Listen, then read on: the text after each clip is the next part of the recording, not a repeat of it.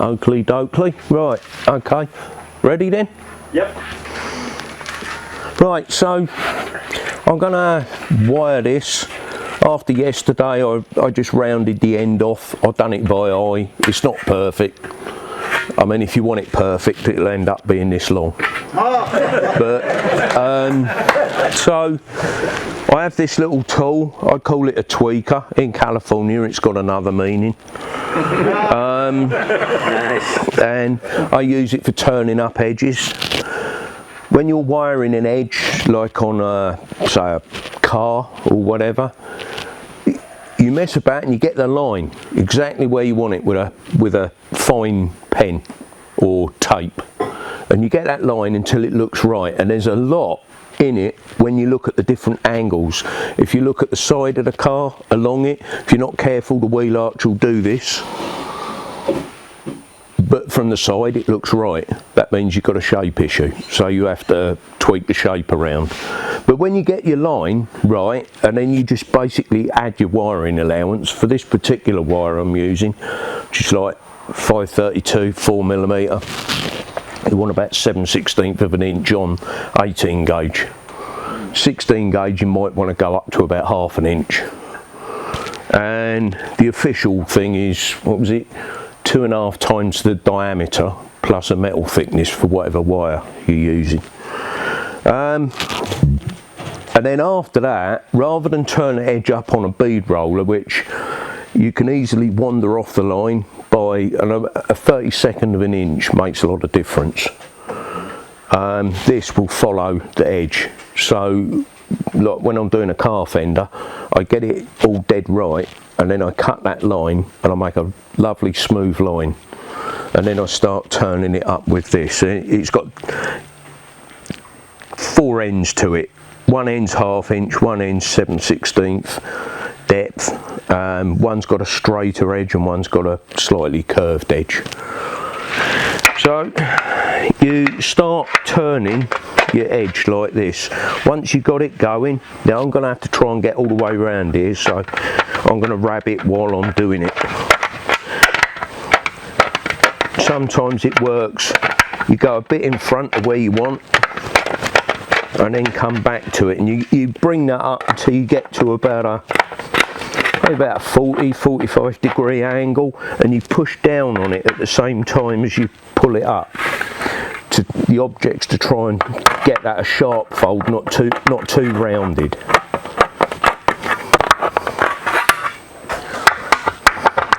The wire is regular kind of fencing wire, galvanised steel.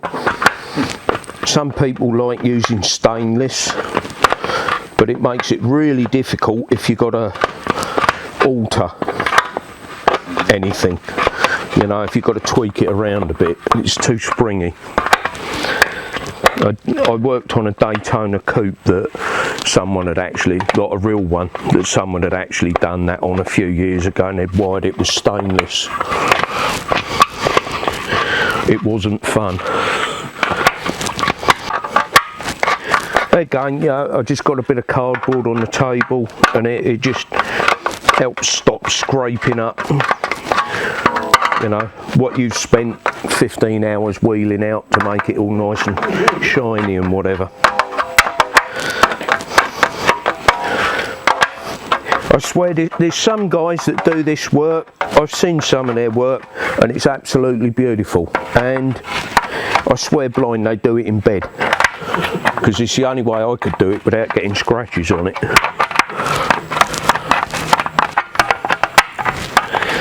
I also use this technique for doing the edges when I do around door skins and stuff as well, and trunk skins and hoods. So after you've done that, you then take a mallet. This is where you can kind of get a bit creative with how you hold it. This is just a hide mallet.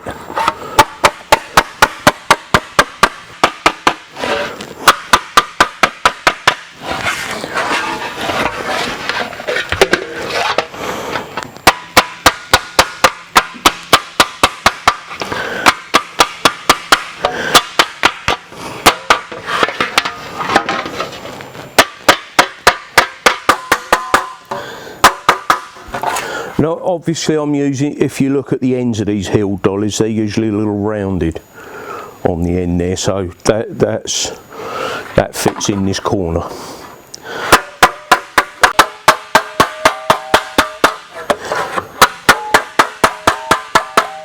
Right, so once we got that far, got a little bit of a wiggly spot there, but even that up a bit. Right, the wire, it's, some people will mess about bending it to suit the shape and get it right in the first place, but what you find, it's got a natural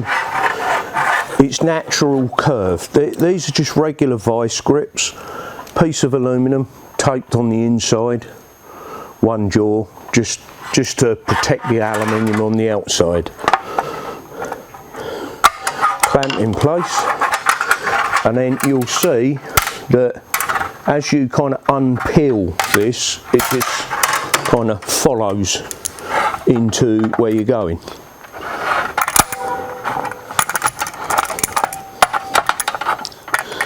So trap it like that with one.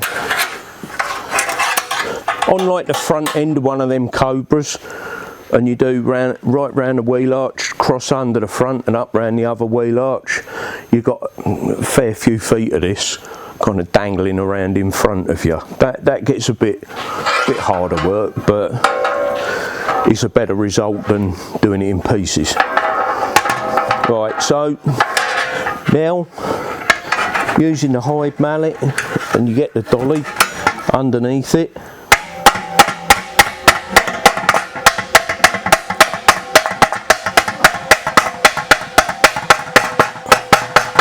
Take that over enough to, you'll see that it's 80% of the way there trapped in, right? Then move one pair of grips, I think you can see where this is going, forward.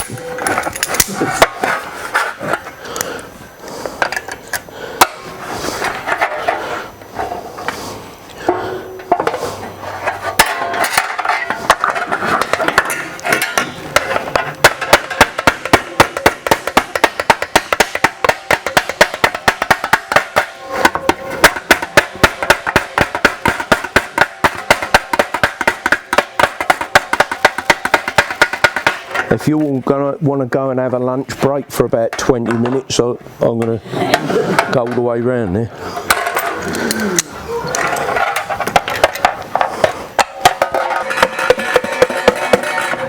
The other thing that's important, I probably forgot to point out with this, is when you're doing this, don't go up to an end. And pull it all the way over. The transition between this and this needs to be kept gradual, otherwise it kind of like overstretches it and causes you can cause you problems a little bit later.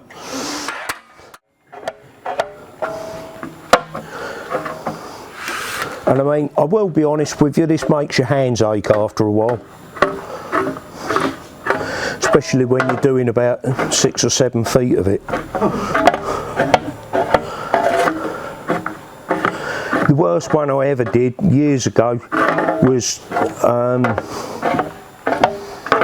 old truck fender for like an 8-wheeler, and it had like for the 2 back wheels went like that, all in 18 gauge steel, and I had to wire it all the way round and kind of trap the wire in the edge like this, and that was a tough day's work. But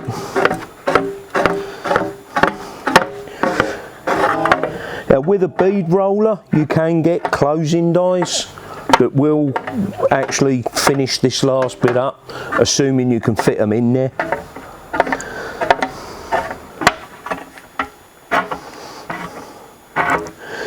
And then you can also do it, this is another method, what a lot of people will do is, after you've initially knocked it down and got it close,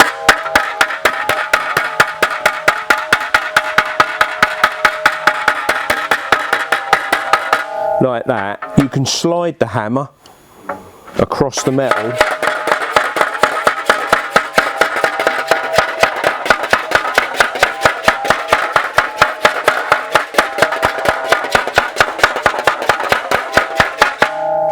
and when you slide the hammer across the metal you can't kind of get it wrong in the corner.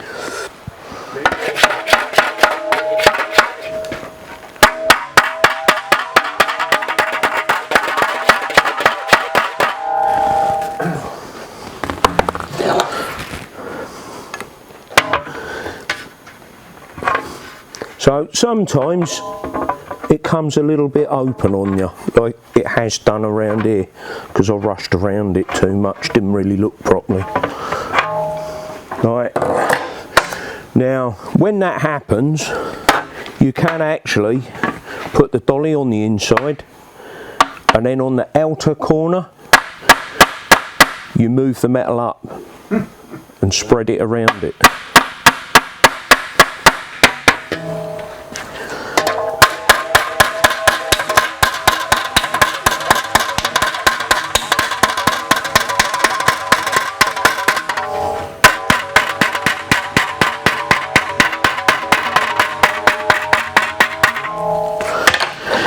Anyway, we're going to go back to this, which is what we use for finally closing it up.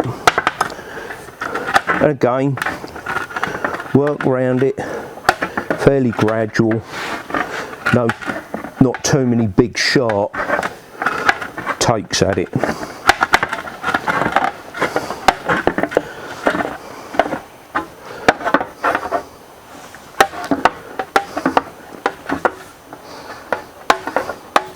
Do you have anything that you just made that shape on a pair of vice grips? So you could go think around the vice grip shape? Yeah, I've done it like that before with the exact same thing as that. Okay. Right, but the vice grips tend to make more marks and stuff. Yeah, I was wondering if you could cut a little. Yeah, you could actually, if you could be bothered to do it, you could make some special little jaws and braze them in there. Sure. Or silver solder them or whatever, so you don't mess up the temper. Yeah.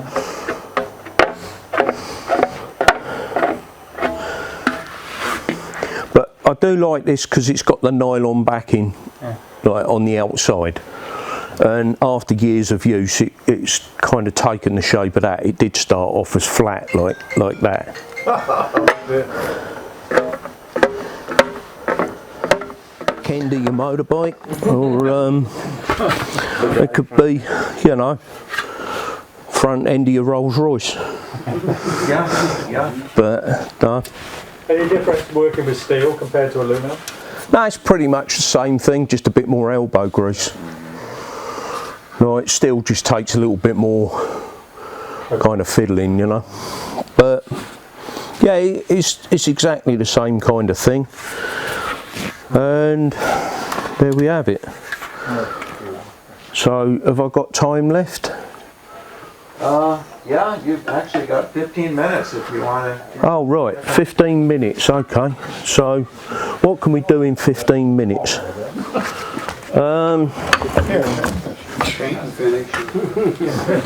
So Flatten it back out. Talk about your that dolly and how you designed it and you have it cast. And oh yeah, this. when I was at your shop, I was so impressed with that. Just that Yeah. piece. This one, I've only ever seen two like really old, original kind of proper made dollies or stakes that are this kind of configuration, and I knew its purpose when I was at a stage years ago. I got a kind of a side job making some MG fenders for someone out of steel, and I didn't have a wheeling machine and didn't have access to one, so while I was working at the place I was at, I made took some old scrap wood, laminated it all together, carved it to shape, you know, smoothed it all off and everything, and I took them to a foundry. I had about 5 of them cast, and I sold 4 of them, so I ended up with my one paid for. I didn't make no money out of it, but and with that, it enabled me to do a set of fenders for this really old, what was it? It was an MG Tigris type chassis car, and yeah, like when they cast it. Ron, you're having those made again pretty soon, aren't you? I'm hoping to. I'm hoping to find. I'm hoping to find someone that will cast them, right? And if I can find that, I'm going to make some. Maybe I can sell some. But it's incredibly useful. Yeah, hey Mick, I know a foundry. I'll give you his name later. Yeah. Yeah. Yeah. He loves doing this type of stuff. Right. Cool. Thank you. Did you have a cast? What did you have it cast from? What is the material you did? It was cast iron. Cast iron. Okay. And they said that they throw some chrome in with it. Yeah. Like to kind of toughen it up a bit. Yeah, they use cast iron. Nodular iron. Yeah. I got a general question. Yeah. You see that Cobra there? If you're forming the cowl, which has, you know, several rolls to it, is that aluminum hammered onto the buck and then just smooth in the wheel, or is it actually formed in the wheel? On what again? If you're say you're making the cowl for that Cobra, Right. it you know has a couple contours like this. Oh. You form the aluminum initially? No. On a Cobra, that's actually one that I did.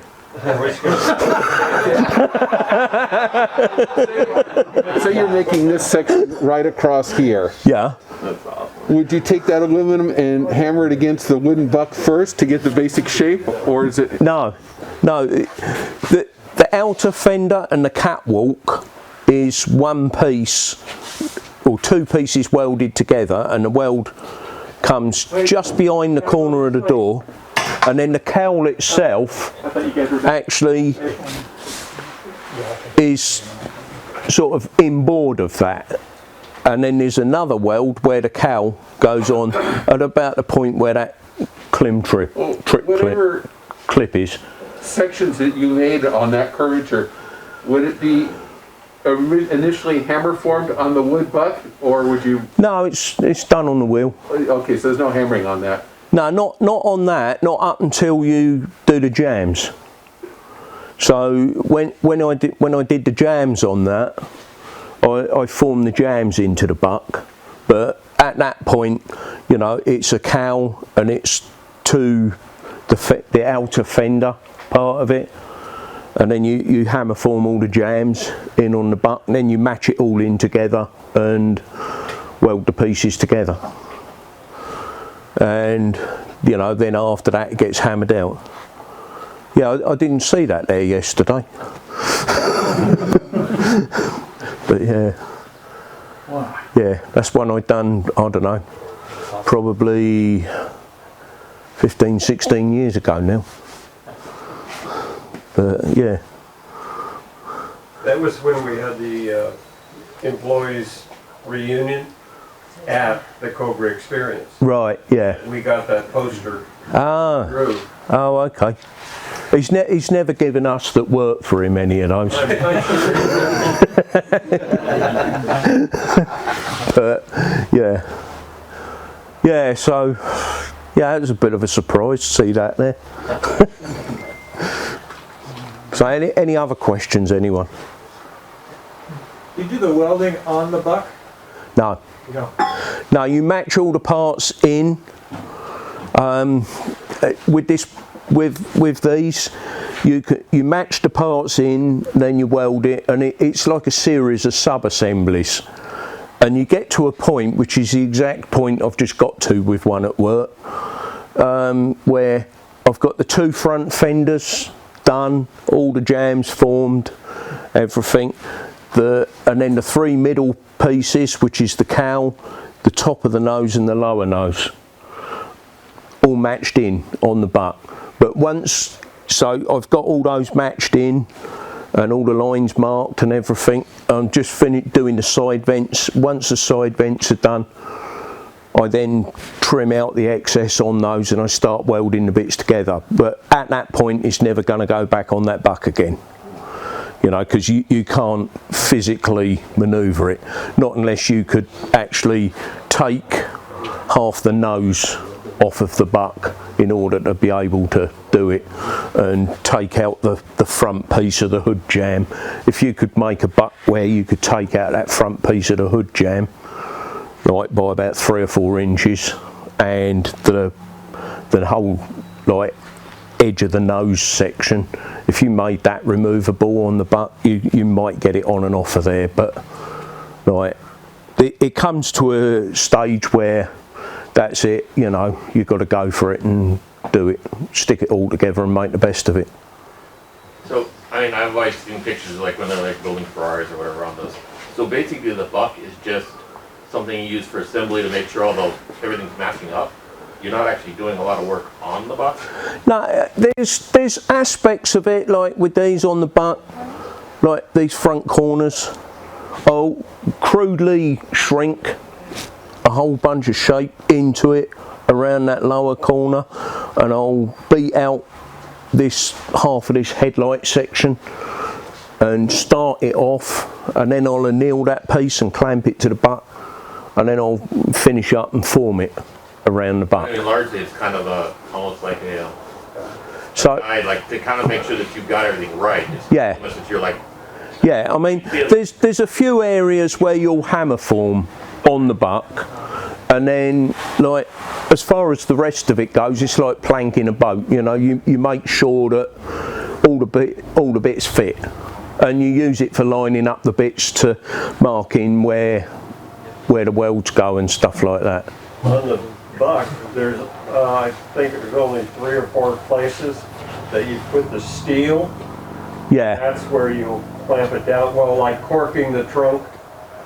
Yeah, round the trunk aperture Portions. and the hood aperture, Yeah. and the doors. No, The only place that has any steel on the buck is where you're going to do some corking or finish work. yeah, and on that particular buck, I did do some stuff where I made a steel nose section and put in on that buck, because when I first worked for him, it was kind of all uneven one side to the other, and I made like a steel nose up, and we put that in there, and then kind of finished it out. And I do form around that, like on the top panel, you make that and it runs wild over the front by about 3 inches. And you then clamp it up, and then you form back in and then you form that around under the nose. Yeah. And then you haven't got to weld all the way around that front corner. You only do that around the sides, because if around the sides it takes too much stretching. You start in the middle, pull that middle, and then just kind of work out. No, just literally take it over. The ends is the hardest bit, because the ends will just keep growing on you, and it just keeps coming out. But once you kind of get it over at a certain angle, and then you start pushing it in underneath, but leaving the bottom edge lower, and then you stretch that back in afterwards. But the object's to get it tight to that, like, bull nose across the front. I wondered if you chased it around that area, could you just go ahead and bring it down? Huh? Yeah, I've found initially take it down, but hold a dolly under the front edge. Yeah. And that forces it, you're stretching it over around that corner before you then push it under and move it all back. Got it. So, Mick, do you ever use heat to help shape the metal? So it anneals at about 800 degrees, but you ever do forming at around 400 to make it easier to move? Not so much forming, but shit happens and you need to shrink it now and again, you know, and so I will use a bit of heat for that. For shrinking? Yeah. But you never heat metal to make it easier to form? No, only if I anneal it. You know, there's some areas where you'll anneal it, like on a regular slab-sided Cobra. Like I make the wheel arch section in 2 pieces, weld them in the middle because you get more out of a sheet that way. And then you mark where the edge of that slab side is, and you just anneal up to that edge and leave the rest of it raw as it was, and clamp it to the butt with piece of plywood round it and grips and whatever. You get it all clamped. It takes longer to clamp than to form it, to be honest. And then I start it off with a mallet or sometimes a rubber mallet. I'll get it started to go the way I want it to go, and then I've got an air chisel with a ball nose round nylon head in it, which is I just turned it up out of a piece of nylon bar and I got a, what was it, spark plug socket, one of them old Chinese spark plug sockets, and I brazed that onto the end of you know, air chisel bit. Yeah. And I got that thing in the end, and I just form that around it, right, and work it back into that corner, and then you got that like internal radius all the way round, and then flatten it down, flatten the excess down onto the butt. So each Cobra that you've made has a spark plug socket somewhere in there? Only the 289s. I don't use that on the 427. What alloy are you using for the aluminum one? 3003. 3003. Yeah. How tight do you expect to get it to the buck? Do you use feeler gauges or your fingers or? Well, the butt you can't really see behind. You couldn't get a feeler gauge in there if you wanted to. Right. I don't get it super tight. I aim at getting it tight, and here and there it will come up off of the buck a bit, but so long as you've got a nice smooth, it's not really an issue. And the other thing is, if you actually, I've done it before on the catwalks, the buck is not absolutely perfect, so one time I had that I'd messed up, so I annealed the whole thing, clamped it down to the buck, and I just formed it all round the buck. And to be honest with you, it wasn't a very nice shape. Okay. You know, it needed a lot of work to kind of smooth it out. You can't see the left side and the right side at the same time. It should happen. We should wrap it up soon, Mick, so Okay. last words of wisdom, this would be a good time. Well, again, you know, if you want to do it and you enjoy it, do it. You know, it's something that I found you can't force people to do. You know, oh, go and make this, like you could force someone to make a part on a lathe. It's not quite the same thing. You've got to want to do it, and some of you will have a feeling for it, and some of you will kind of struggle with that. Some of you will just take to it like ducks to water. It kind of happens like that, and you can't always get it right. It doesn't matter. You can always change it. You can always do another one. Like I said with that piece, if I want to make the shape of that perfect, I'll end up down here. You know, so it's, and you can always weld another bit on. You know, you can change it, you can alter it, you can. And the other thing is have a bit of patience with it. You know, get so far with it, leave it to one side, do something else, go home, have your tea, whatever, back to it the next day, and you'll look at it and think, oh yeah, that's it, that's what I've got to do. You'll see it through slightly different eyes the next day. You know, and the other thing is, like, it's easy to criticise. what everyone else does. Right, easy. I try and avoid that, because you never know. Someone's built it in a lean-to on the side of their house. You know, they've had the wife in their ear all the time doing it. You know, like, or they've had a boss talking about pennies. You know. That's why my wife's here. You know, but yeah, I mean, no offence to wives, you know, but like, you know, She's gonna make the fender. but yeah, you know, so, you know, try not to be too critical of what everyone else does as well. You know, look at what someone else does and learn from it. You know? Right. So yeah, so with about that, I suppose that's about it. Thank you. Appreciate it.